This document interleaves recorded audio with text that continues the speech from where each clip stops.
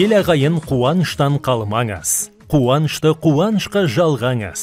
Шақырамыз мерейтойға келіңіз, шалқып тасып тілек айтып беріңіз.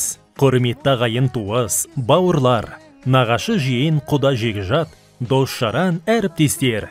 Сіздерді Асқар Таудай әкеміз Мэлстің 70 жас мерейтойына арналған Ағдастар ханымыздың қадірлі қонағы болуға шақырамыз.